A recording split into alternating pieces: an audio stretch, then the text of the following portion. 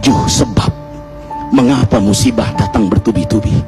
Yang pertama, karena banyaknya maksiat. Surah Yasin ayat 19 yang kita baca setiap hari.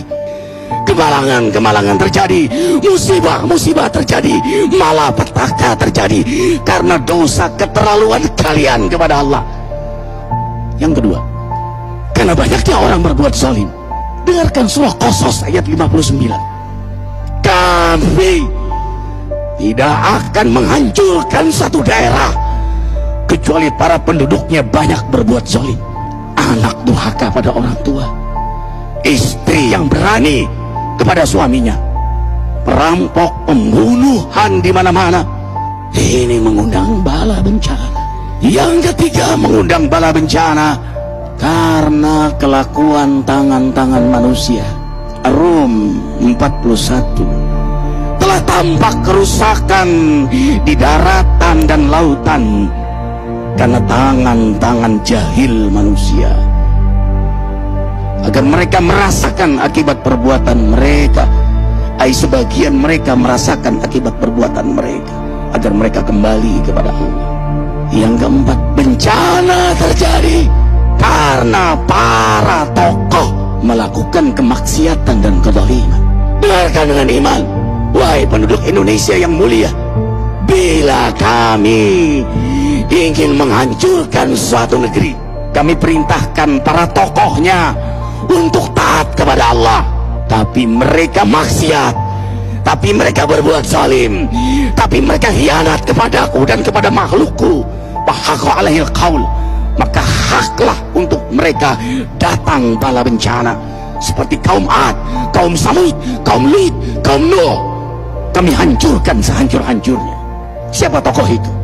Para pemimpin kita yang sumpah Al-Quran di kepalanya, demi Allah tidak korupsi. Lalu korupsi. Siapa lagi? Hartawan, orang-orang kaya yang dengan harta berpoya-poya, sombong, maksiat dengan kekayaannya di tengah orang yang banyak menderita. Siapa lagi? Ulama yang menjual ayat-ayat Allah dengan murah. Subhanallah. Yang kelima, mengapa bala bencana terjadi? Karena orang-orang soleh, orang-orang baik diam melihat kemaksiatan dan kemungkaran. Surah Al-Anfal ayat 25. Takutlah kalian dengan musibah yang tidak hanya menimpa orang yang maksiat, orang yang berbuat zalim, tapi juga kalian orang-orang soleh.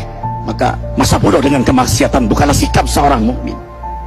Amar ma'ruf nahi munkar adalah amal cerdas. Yang keenam, justru karena rahmat Allah, karena peringatan yang Allah hadirkan agar hadir mahkamah kesadaran kita.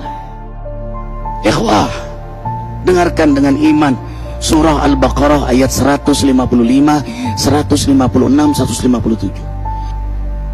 Kami pasti uji kalian dengan sesuatu yang buat kalian takut lapar, takut miskin, takut kematian. Tapi kabarkan berita gembira bagi hamba Allah yang sabar dari semua ujiannya, yang mereka berkata, sesungguhnya kami milik Allah dan sungguhnya kami akan kembali kepada Allah. Yang terakhir, yang ketujuh, ada yang nanya, bagaimana yang maksiat yang selamat? Tenang-tenang saja. Yang berbuat zalim malah sukses. Di mana keadilannya? Allah Maha Adil. Dengarkan surah Hud ayat 15-16. Barang siapa mencari kesenangan dunia, lalu dia menghalalkan semua cara, apa kata Allah? Kami beri, tapi di akhirat tidak mendapatkan secuil pun kenikmatan, malah nikmat di dunianya menjadi bahan bakar azab untuk dirinya. Itulah istidrat. Lalu apa sikap kita sekarang? Orang beriman menjadikan peristiwa apapun sebagai jalan untuk mendekatkan dirinya